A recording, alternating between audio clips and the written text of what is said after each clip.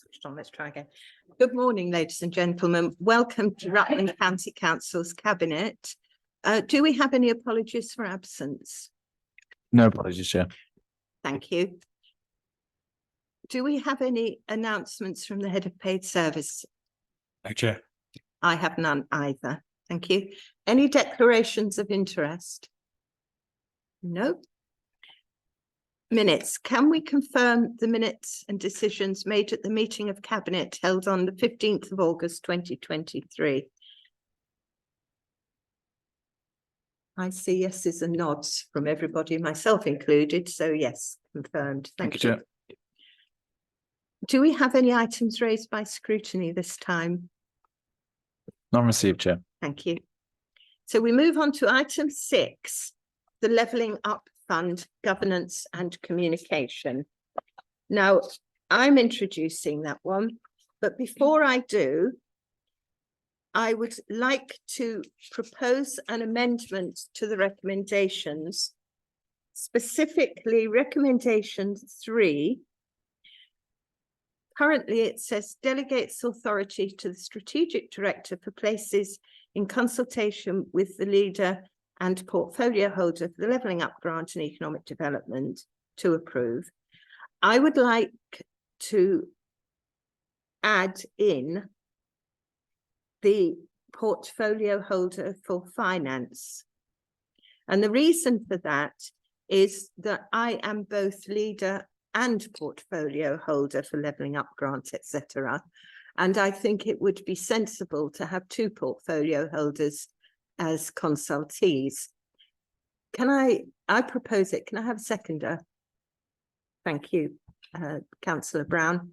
All in favour? That's unanimous. That's unanimous, Chair. Thank you. So that then becomes the substantive recommendation, and that is what we are discussing. LUF is the government's programme to narrow the outcomes gap between different parts of the UK. Bidding for this grant was on a constituency basis, hence this programme covering RCC and Melton. It could only be used for projects involving town centre regeneration, upgrading local transport and highways, and investing in cultural and heritage assets. Having been successful in our bid, as outlined in paragraphs 2.11 and 2.12, we're now moving to the next phase, which is asking you to approve the governance approach outlined in the appendices, approve the LUF capital grant to be used to support publicity, communication and consultation as required by government. That is, the consultation, etc., is required by government. And to delegate authority to approve associated procurement, contract award and spend. You will have noticed that Ingrid Hooley is named in parts of the governance structure. And as we all know, she is leaving RCC for bigger and better things. But her substantive role will be filled and her replacement will take her place in this structure.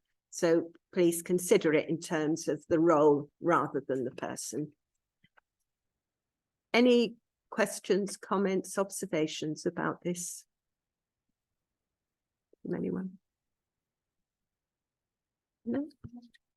No, we have discussed LUF at some length previously, and the council has as well for that matter. So this is just part of the process. Okay. So recommendation 1. Approves the governance approach for the Rutland Melton Levelling Up Fund programme. 2. Approves the commissioning of works using Levelling Up Fund LUF capital grant to support all publicity and communications, engagement and consultation work for the whole programme. 3. Delegates authority to the strategic director for places in consultation with the leader and portfolio holder for Levelling Up Grant and Economic Development, and the portfolio holder for finance, I think I said, to approve associated procurement, contract award and spend. I propose those recommendations. Do I have a seconder? Thank you, Councillor Wise. All in favour? That's unanimous. Thank you. Thank you. Right, we move on then to early years pathway consultation. Councillor Smith.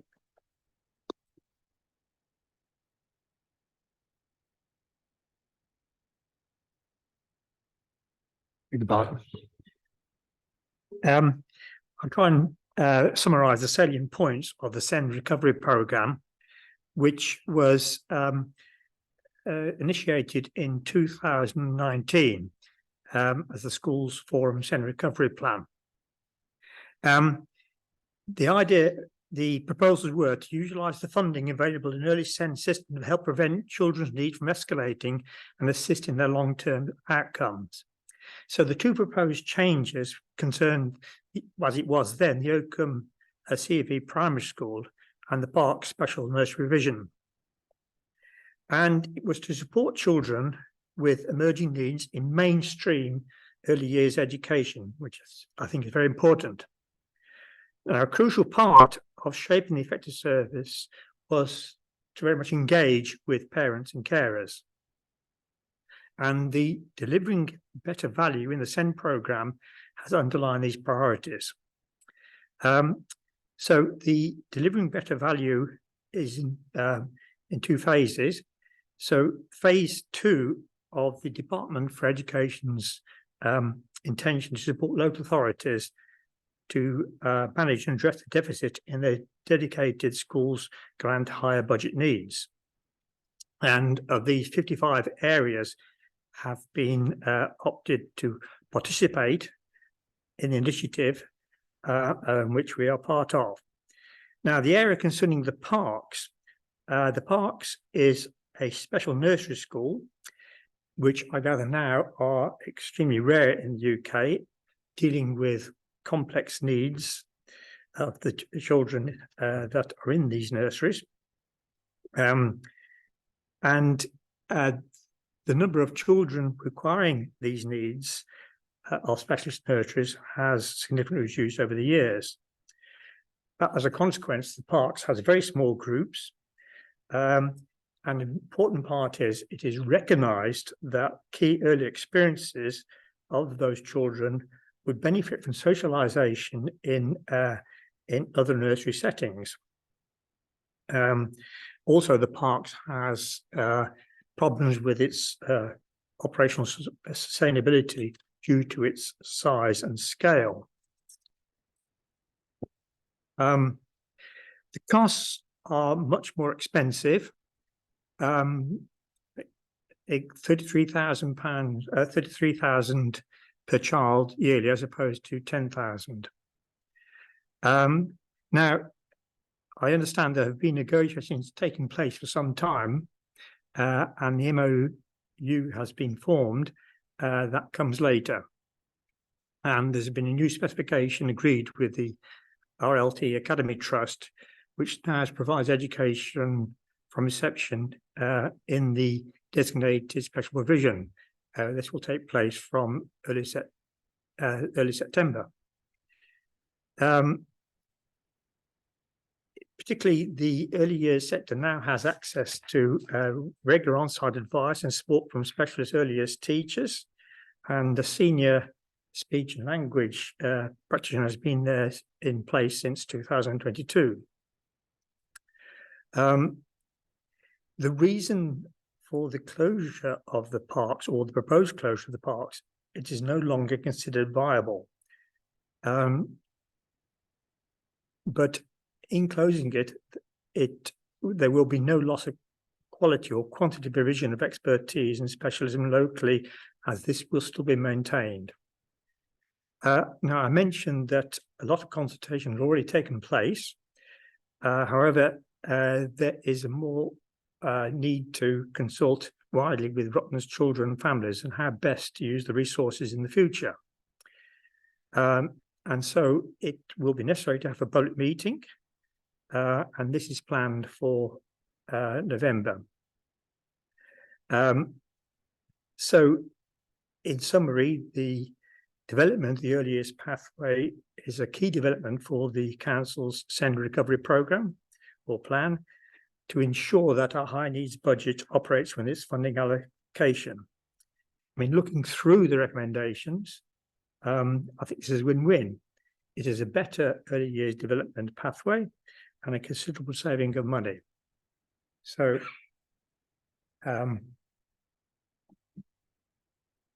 the proposal is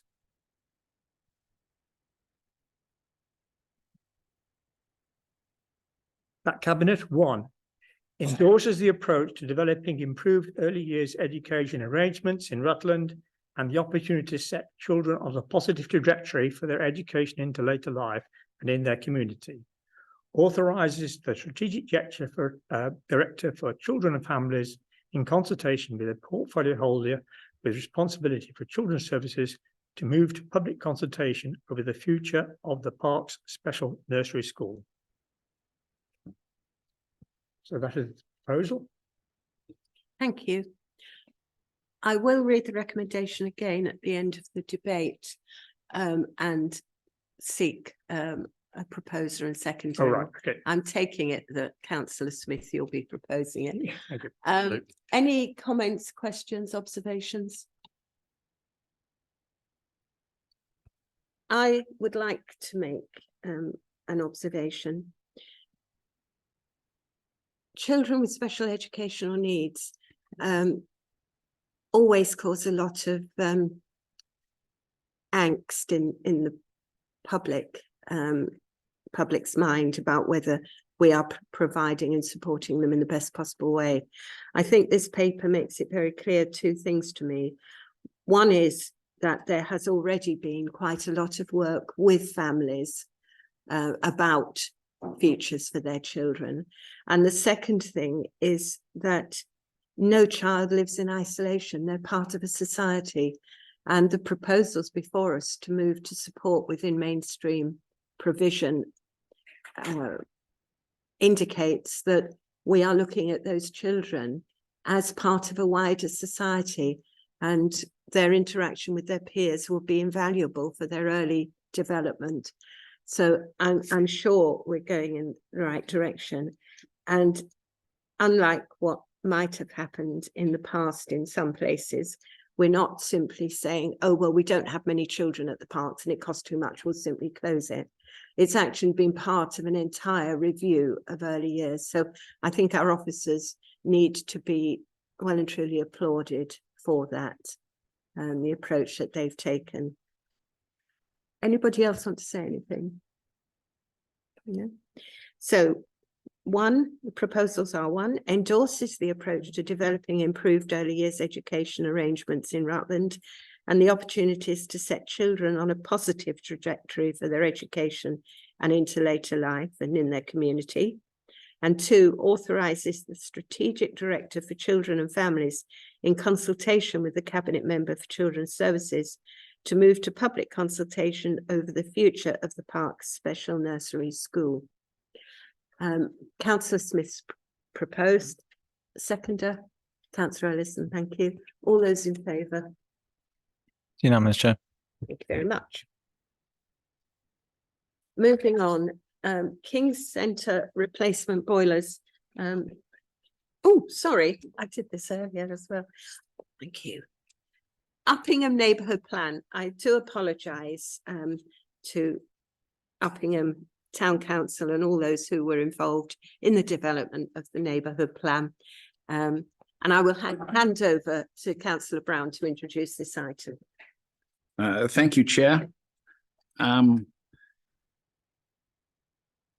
This basically, the purpose of this resolution is to seek permission to carry out consultation of the draft plan as now put before us. I think it's fair to say that this has gone through considerable amount of work by councillors and and they've consulted large number of groups and individuals. The sheer volume of the paperwork we have here is evidence of their efforts and work they've gone into, and that can only be applauded that they have reached a consensus of opinion, although I understand there's been quite considerable debate on the whole subject. The point of this plan is that it is an extension of their 2016 plan, which lasts for when it's recommended to be renewed every 5 years. And this is precisely that, but it goes further than being a renewal. It is a major piece of work which they've gone to and brought out completely different and innovative views that have been forthcoming. They have made considerable amounts of public consultation already, explanation booklets, questionnaires to all residents and businesses in the area, electronic versions, drop-in sessions. They're on the 21st and 24th of January. 150 questionnaires returned, 119 people provided detailed comments. There's been meetings with all sorts of different institutions and people, and they have finally arrived at the detailed report that you see here. Their aim is basically to retain and enhance the traditional values of their market town, while at the same time, it is quite clear they are embracing change where needed and development in a controlled and orderly manner. Their intentions here are to renew the weight and power afforded to an established neighbourhood plan to ensure that they control the location and scale of development in the areas. Going towards residential, they have identified a large number in their site allocations, achieving a maximum figure of 513. However, for these purposes, we're dealing with 330, which seems to be a more realistic situation. There was an indicative figure by this council's cabinet in November 21 of 360, but the figure is now 330, and that comprises the first 5 years at 210 and the second 5 years at 120, and then that takes you to the 330, and we then have the reserve of 183. Saying that, they have decided that that is the right level after consultation, after discussion, and it is a fairly substantial representation towards the whole amount of residential development we are required to do, and amounting to something like 15%. So it is from a county-wide perspective a welcome source. What I was particularly and thought was really good idea was that they had decided that a great emphasis on design.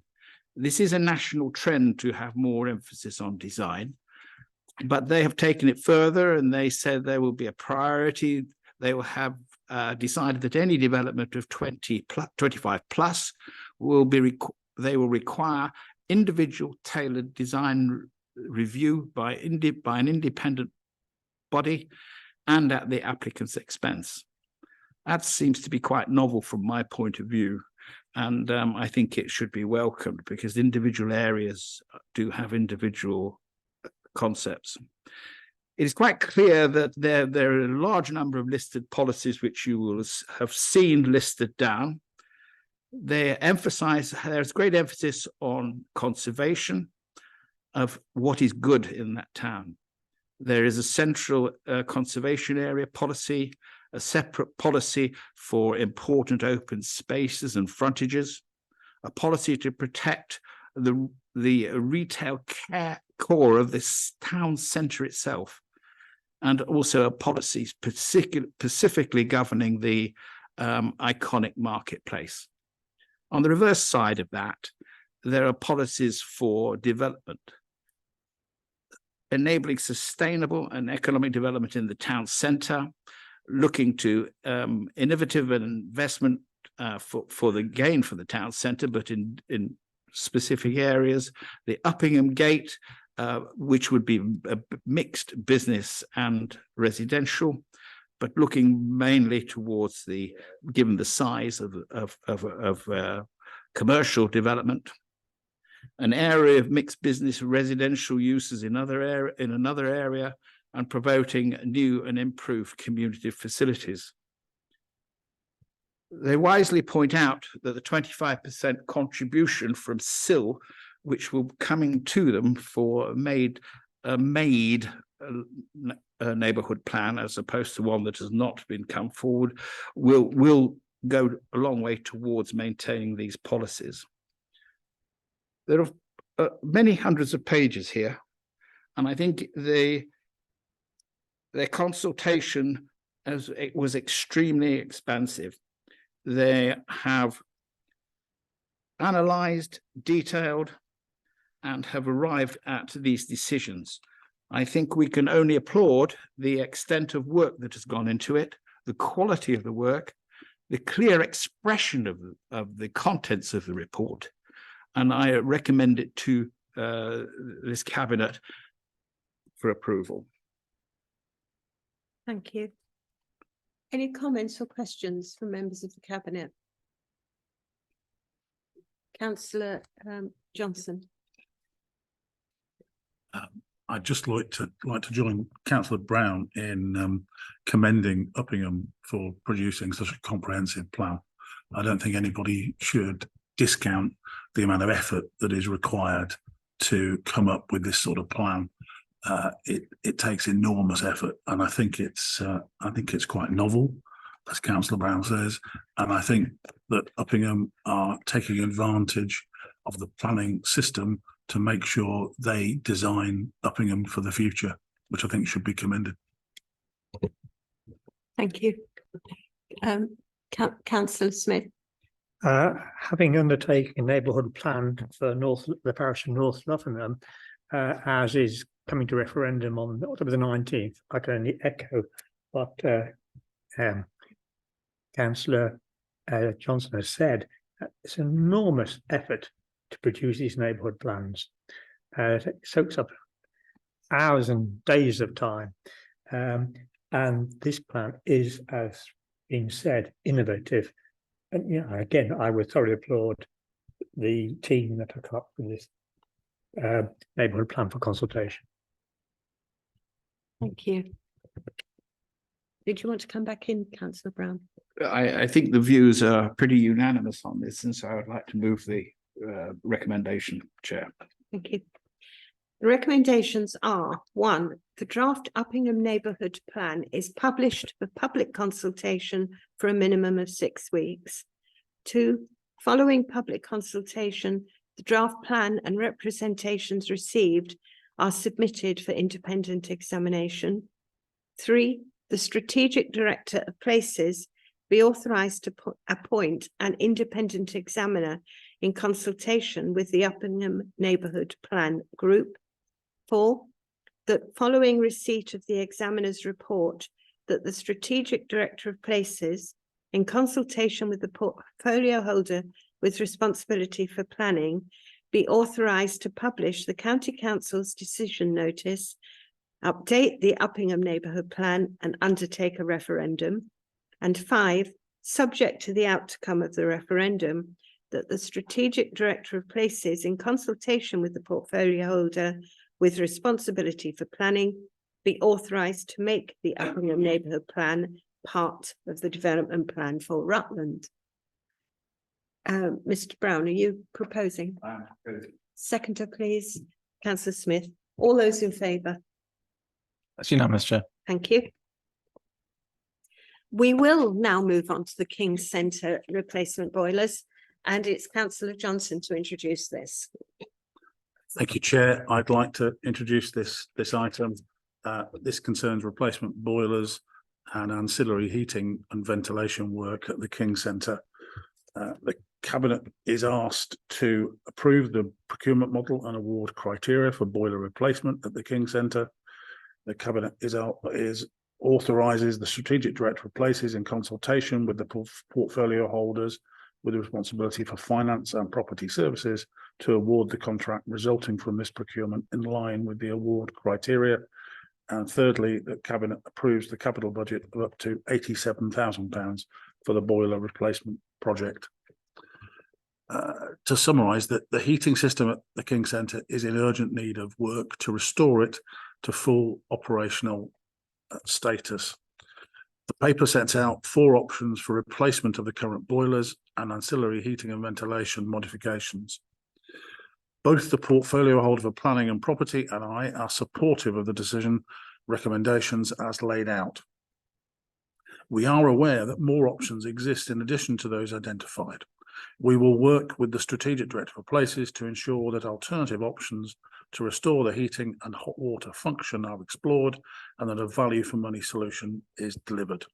Thank you. Thank you very much. Does anybody have any comments they wish to make on this? No, I think this is quite a straightforward position. We have tenants at the King's Centre. We cannot expect our tenants to go through the winter cold and without hot water, and nor would they expect to be in that situation, to be fair. The boiler is no longer, or the boiler systems, as there are 2 boilers, no longer work. So we do have to do something, and I think it's perfectly appropriate that we authorise Director with support from Cabinet to get on with it. So the recommendations are that Cabinet 1 approves the procurement model and award criteria for boiler replacement at the King's Centre.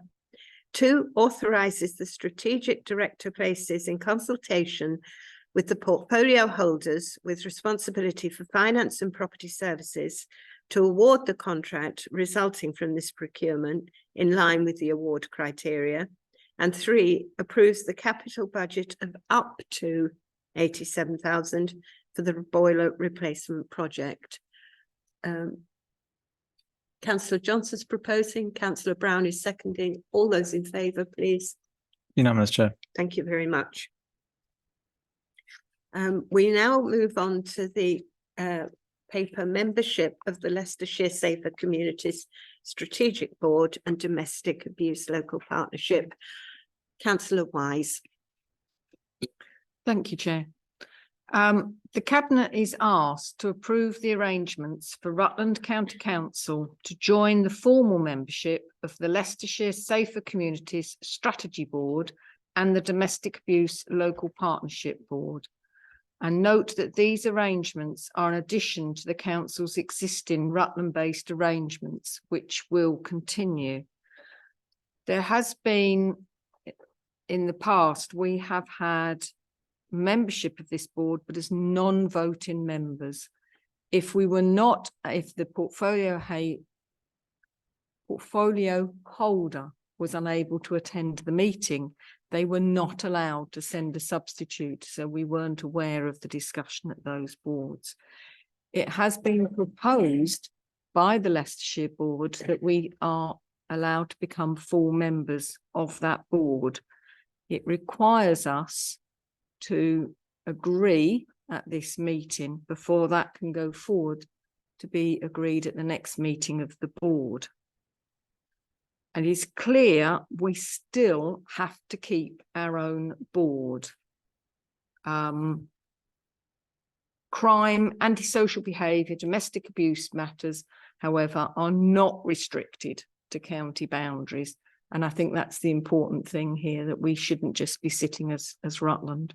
The proposal will provide opportunities to better share information, intelligence and resources and help reduce duplication of work with many of the stakeholders involved, covering both Leicestershire and Rutland, such as public health, police and fire services.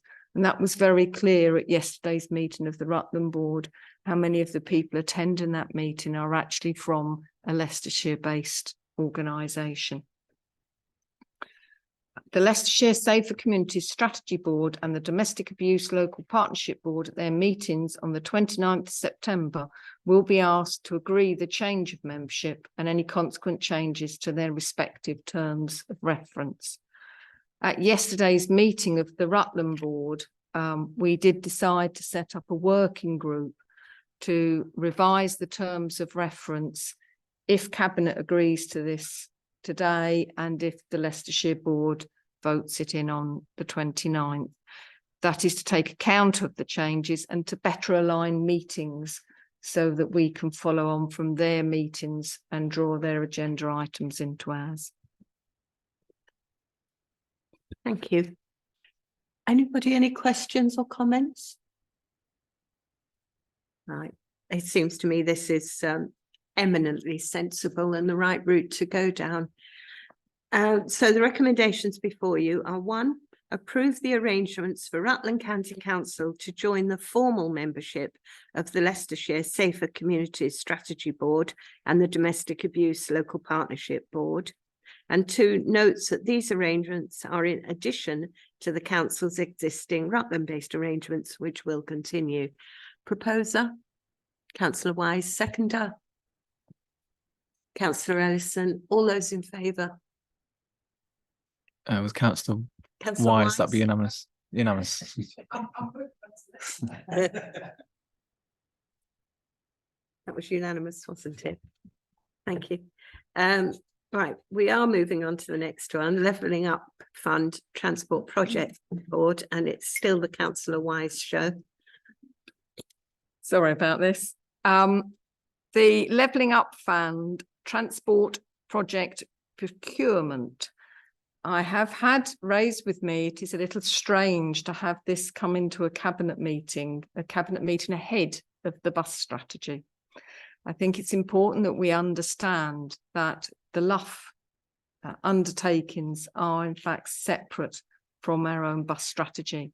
We may want to draw on what the LUF project provides us, but we are committed to these transport changes. The timescales for the LUF projects are tight for such ambitious projects. So it's imperative we move swiftly through the early stages to provide time for those that may throw up difficulties later. There is a long lead time to delivery on the vehicles we will need, which are not simply standard minibuses.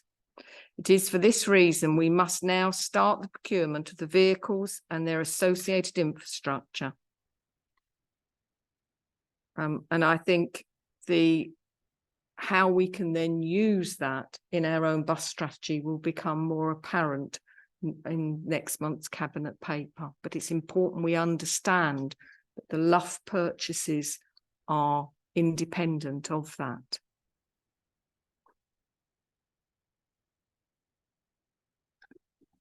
Short but brief. Thank you.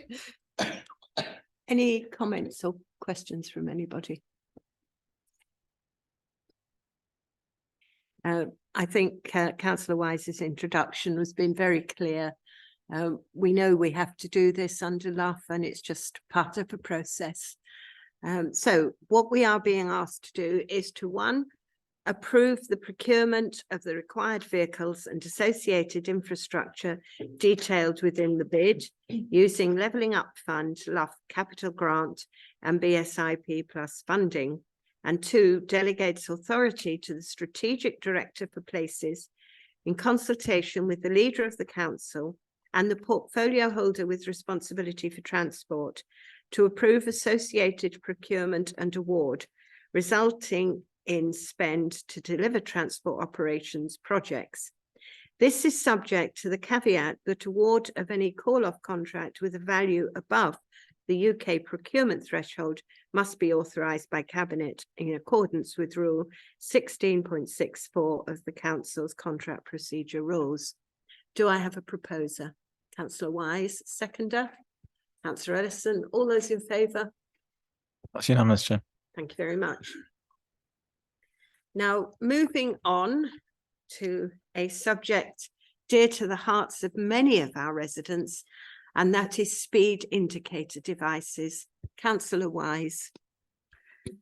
Thank you, Councillor Waller. It's important to understand that this paper is actually a request for additional budget. The decision to procure these speed indication devices was made in a previous cabinet meeting.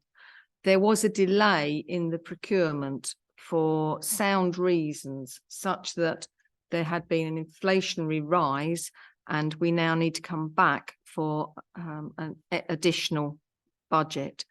It has to be said, as well as having the impact of increasing in price, the SIDS have greater functionality. They are actually, as well as being speed indicating devices, in that they actually are show the actual speed. I believe they show a reaction. The device is either happy with you or quite cross. And interestingly, they also log the data for later analysis. And I think this will be particularly important because we regularly are asked to undertake speed checks in our villages and towns. In the first year, all 23 non-functioning devices would be replaced. That's assuming there's no more break in the meantime. Over 3 years, all will be upgraded, and with a 5-year warranty on them as we install them and the 3-year rollout plan, we will be entering a rolling programme of replacement. So this size of budget shouldn't be needed again. That I need to be clear that that's the 69 Rutland County Council owned and operated SIDS, and does not include any of those that parish councils have funded. Any new SIDS would be installed following a highway concern being raised and agreed. So these are the 69 current ones. That does not include, there may be others in the future. So I commend this to Cabinet. Do you have any questions or comments from members? No? In that case, the recommendation is that the Cabinet approves the additional cost of £80,100 as set out in the report for the supply and installation of new upgraded speed indicator devices, SIDS, across the county over a 3-year period. Councillor Wise is proposing, seconder, Councillor Ellison, all those in favour? That's unanimous, Chair. Thank you very much. So it'll be very simple and straightforward. We now move on to green and active travel. And once more, Thank you. I'd like to start by proposing a change to the first recommendation. I'd like to put forward that it should say approves the local cycling and walking infrastructure plan, otherwise known as the LCWIP in Appendix A, and agrees to review it after an appropriate point, at an appropriate point, to reflect the changes in the local plan currently being developed.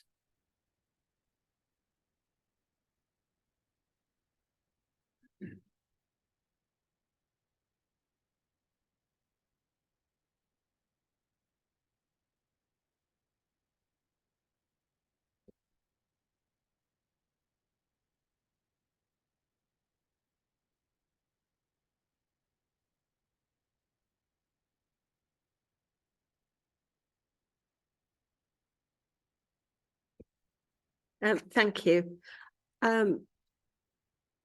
It is clear in paragraph 2.9 of the report that the current local plan that's going through its development phase will impact on what's in this report. So I think that amendment to the recommendation makes eminent sense, particularly the wording at an appropriate point, because whilst it might be obvious that it needs to be done at point X, local plans have a way of taking a life of their own, and point X may become point X plus plus plus in the fullness of time.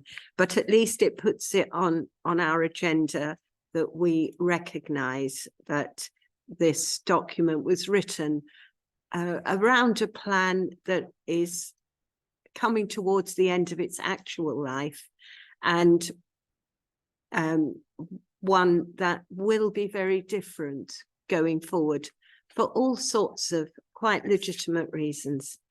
So first of all, then, the proposed amendment is to item 1 on the recommendations, so that it now reads, approves the local cycling and walking infrastructure plan, LC WIP Appendix A, and agrees to review it at an appropriate point to reflect changes in the local plan currently being developed. Councillor Wise has proposed it. Do I have a second? Councillor Brown seconds. All in favour? That's unanimous, Chair. Thank you. So with that in mind, Councillor Wise, would you like to carry on introducing this now amended paper? Thank you, Chair. This paper is in fact a front report to 4 quite large reports. And I'd like to start by thanking the team for all the work on developing this Green and Active Travel report. They have worked very closely with Government and Active Travel England to get to this position, and their positivity has been noted. The Department for Transport are visiting us on Thursday to gain a greater understanding of our approach to green and active travel, given the issues that such a rural area gives rise to. Rutland is one of the most rural counties in the country, and we're developing innovative solutions to the issues that might give rise to.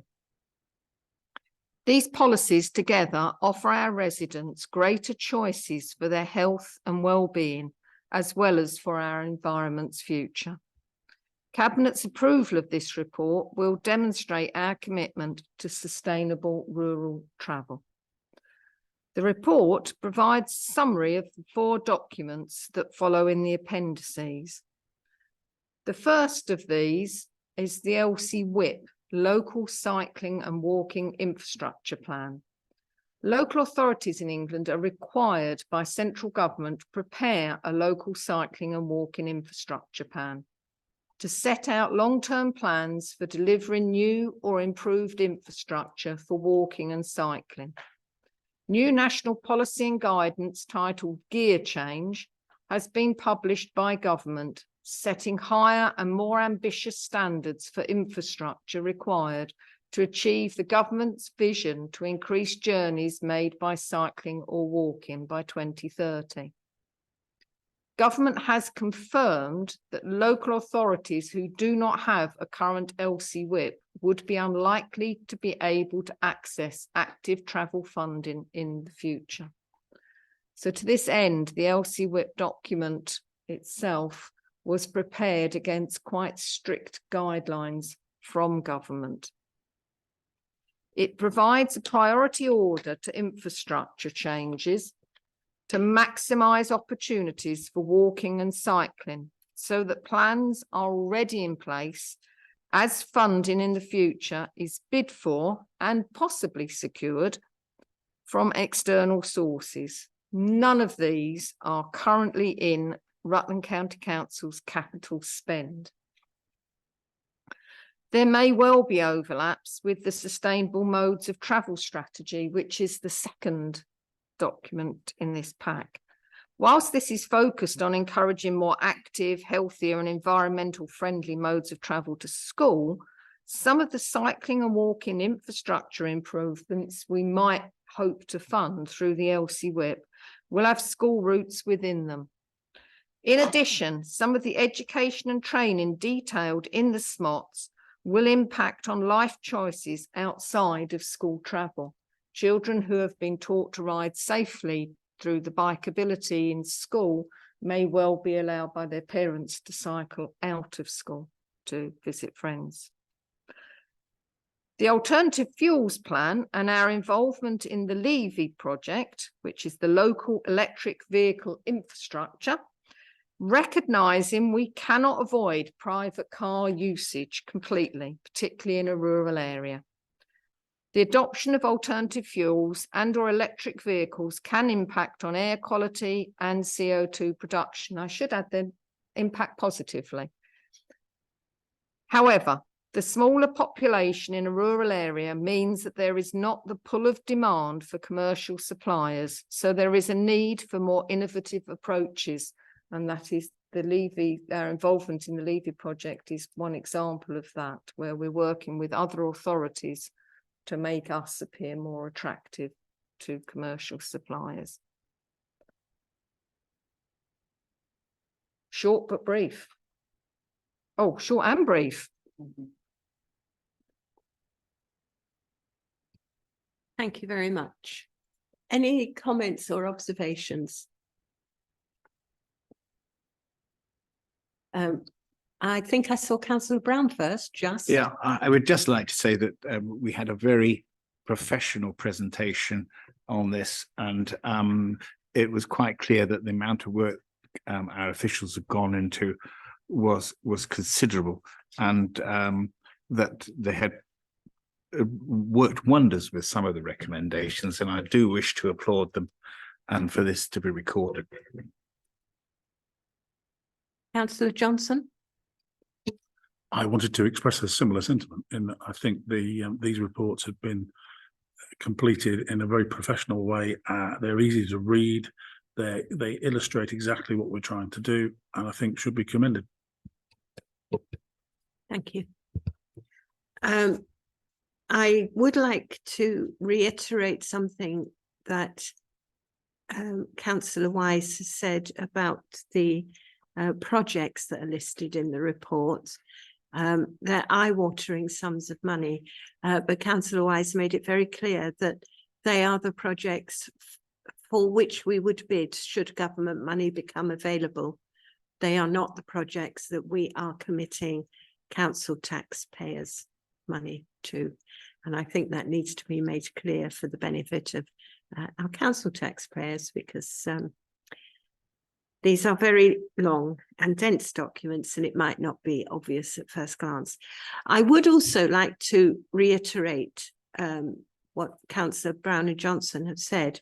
The document we have before us today is not the first iteration and is a much improved document on earlier iterations of what we had. So again, yes, I do totally recognise the amount of hard work and effort that's gone into it. And the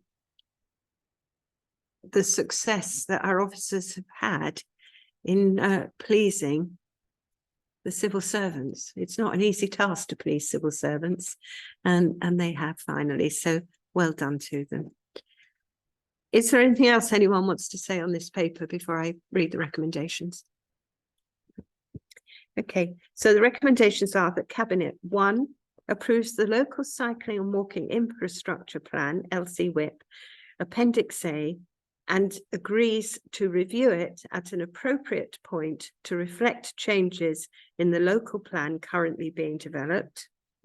2, approves the Sustainable Modes of Travel Strategy, known as SMOTS, Appendix B. 3, approves the Alternative Fuels Plan, Appendix C. 4, notes the update provided in relation to local electric vehicle infrastructure, Levi Progress, Appendix D. Councillor Wise has proposed. Do I have a seconder, please? Councillor Ellison, all in favour? It's unanimous, Chair.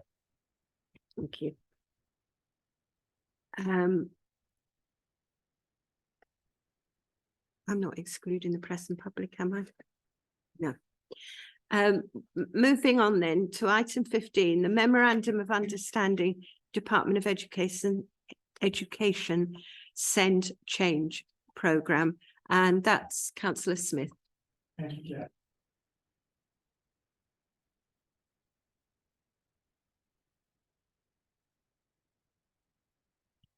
I'll start again.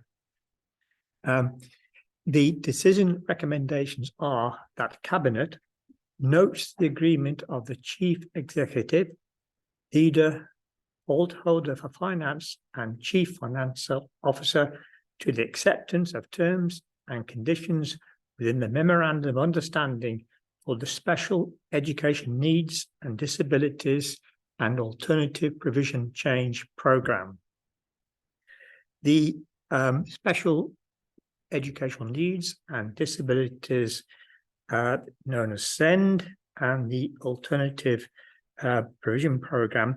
Well, this came about as the right place, right time in response to the SEND Green Paper that was published by the government in March 2022 and proposed a number of reforms to the special education needs and disabilities and alternative provision system.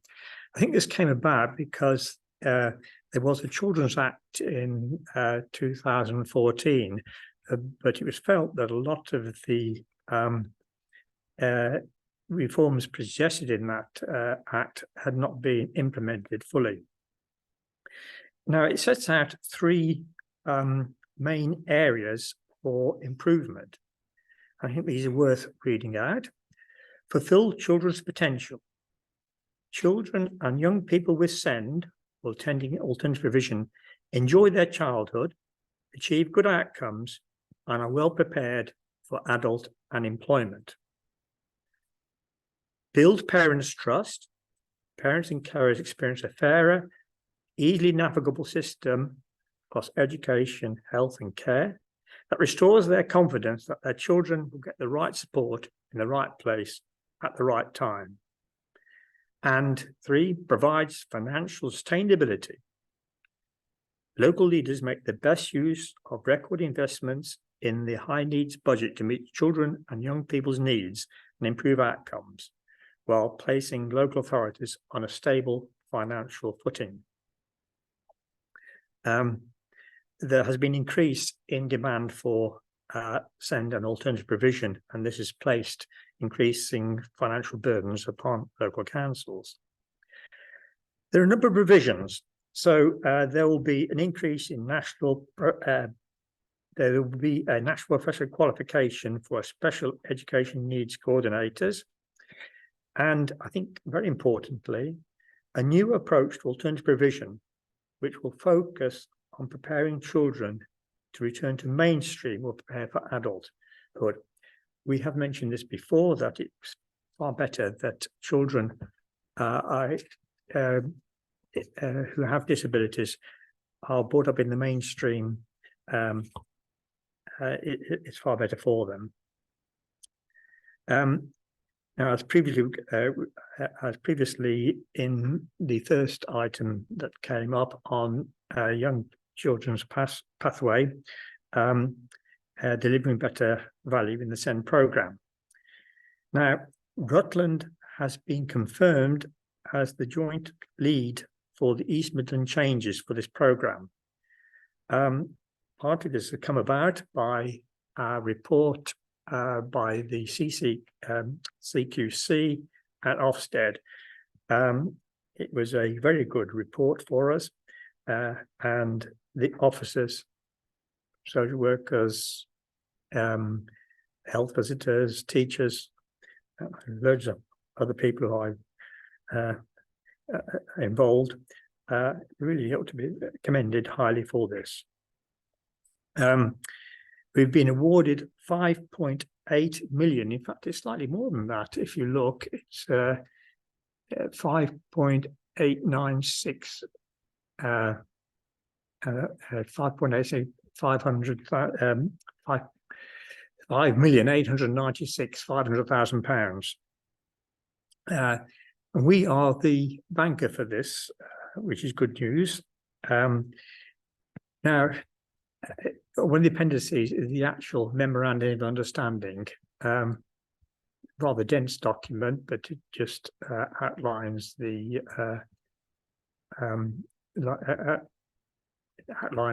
actual memorandum of how it is applied. Thank you, Chair. Thank you. Any questions or comments? In which case,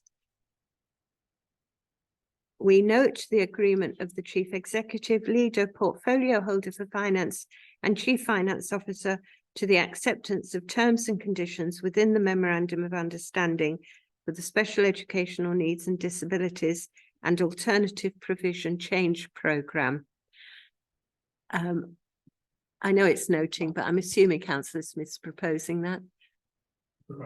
I'll second it. Are we all in favour that we note it? It's unanimous, Chair. Thank you. Thank you. I have not been advised of any items of urgent business. The date of our next meeting is the 17th of October 2023, and I close the meeting at 10:55 a.m.